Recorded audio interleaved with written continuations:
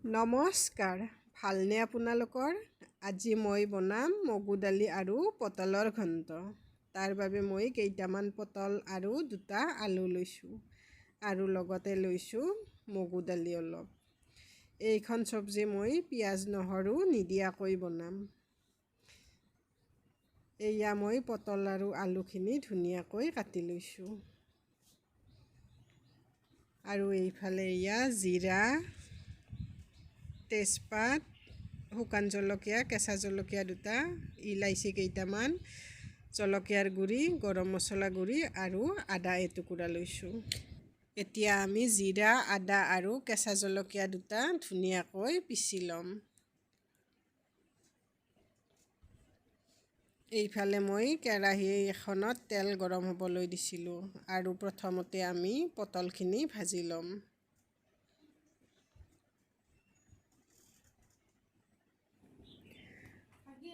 বৰ্তমান শাওণ মাহ চলি আছে।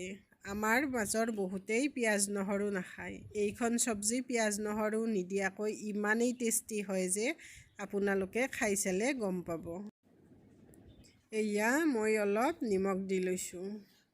পটলখিনি আপোনালোকে ৰঙচুৱা হোৱালৈকে ভাজি ল'ব। নিমখখিনি দি মই অলপ সময় থৈ দিছোঁ। এয়া চাওক, পটলখিনি ভাজা হৈ গৈছে। এতিয়া মই পটলখিনি উলিয়াই থ'ম।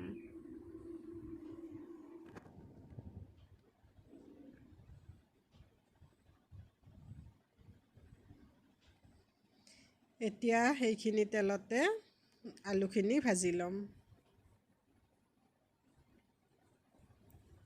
আলুখিনিও ৰঙচুৱা হোৱালৈকে ভাজিম।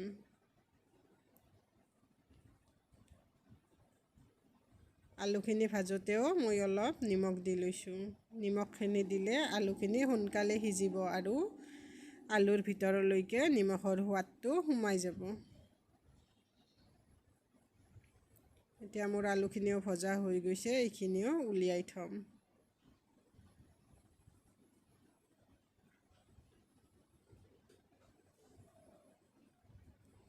এতিয়া কেৰাহীখনত মই আৰু অলপ তেল দি লৈছোঁ।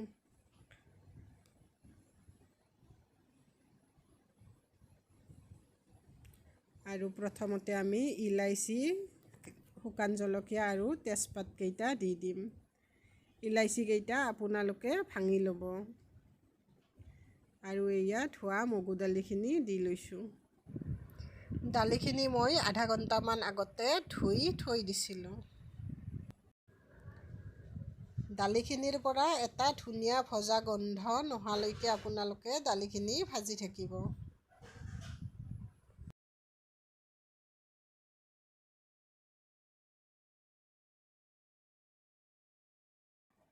এয়া দালিখিনি অলপ ভজাৰ নিচিনা হৈ গৈছে।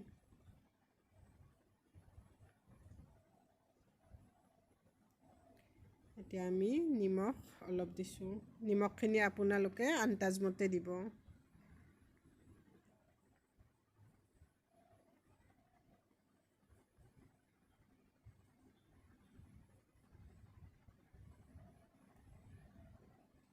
আৰু এতিয়া দিম আমি পিচি লোৱা জিৰা, আদা আৰু জলকীয়াৰ পেষ্টখিনি।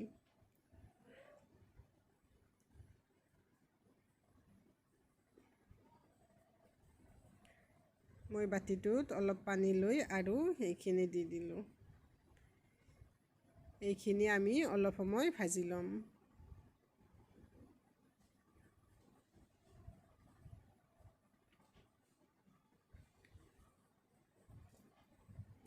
এতিয়া মই হালধি গুড়ি দিছোঁ এচামুচ।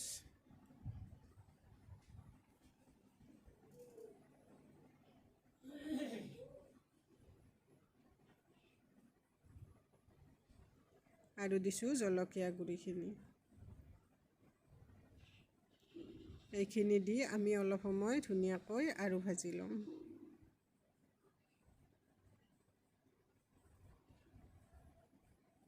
এতিয়া দিম পানী। পানী মই প্ৰথমতে আধা লিটাৰে দিছোঁ।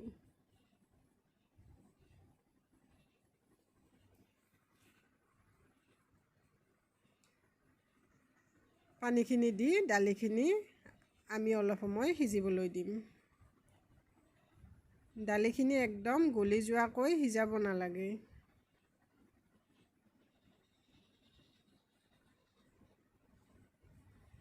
এয়া দালিখিনি আমি অলপ সময় সিজিবলৈ দিম। এয়া চাওকচোন, দালিখিনি অলপ অলপ সিজা যেন হৈছে।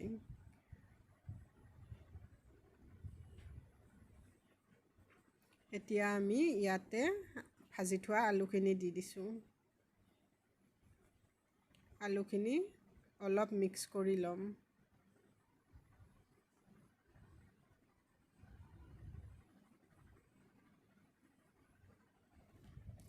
আৰু অকণমান উতল অহাৰ পিছত আমি ভাজি থোৱা পটলখিনি দি দিছোঁ।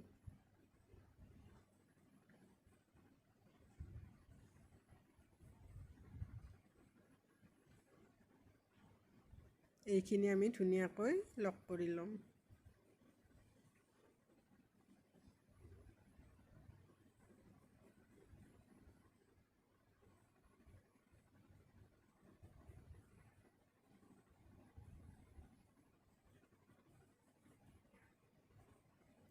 এয়া পানী অলপ কম হ'ব যেন পাইছোঁ আৰু মই অলপ পানী দি দিলোঁ। আপোনালোকে পানীৰ আন্দাজটো চাই ল'ব।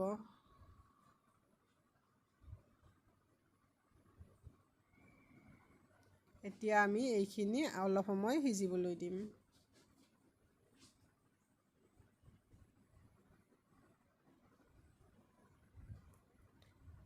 আৰু লগতে মই দি দিছোঁ গৰম মছলা চামুচ।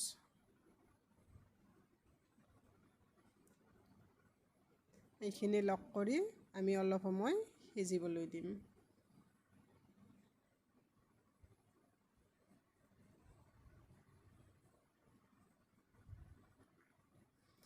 এয়া চাওক, দালিখিনি ধুনীয়াকৈ সিজি গৈছে।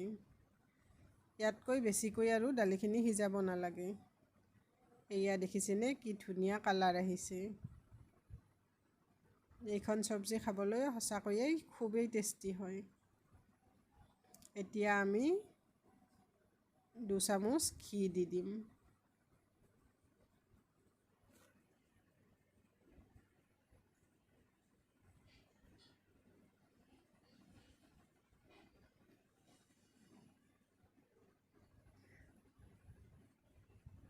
চব্জিখনৰ পৰা এটা বহুত ধুনীয়া গোন্ধ ওলাইছে। আপোনালোকে এনেকৈ বনাই চাবচোন। কেতিয়াবা ব্ৰত ৰাখিলে, আমাৰ ঘৰত আলহী আহিলে আমি পিঁয়াজ নহৰু নিদিয়াকৈ কি বনাম কি নবনাম লাগে। তেতিয়া এইখন চব্জি অতি সোনকালে আৰু সহজতে বনাব পাৰি। এতিয়া মোৰ চব্জিখন ৰেডি হৈ গৈছে। এয়া আপোনালোকে ভাত নাইবা ৰুটিৰ লগতো খাব পাৰিব। আপোনালোকে যদি মোৰ চেনেলটি ছাবস্ক্ৰাইব কৰা নাই তেতিয়াহ'লে ছাবস্ক্ৰাইব কৰি দিব। লাইক কৰিব, শ্বেয়াৰ কৰিব আৰু কমেণ্ট কৰিব। এয়া দেখিছেনে চব্জিখন দেখিবলৈ কি টেষ্টি লগা হৈছে। আপোনালোকেও এনেকৈ বনাই খাবচোন। ভিডিঅ'টো চোৱাৰ বাবে আপোনালোকক বহুত বহুত ধন্যবাদ।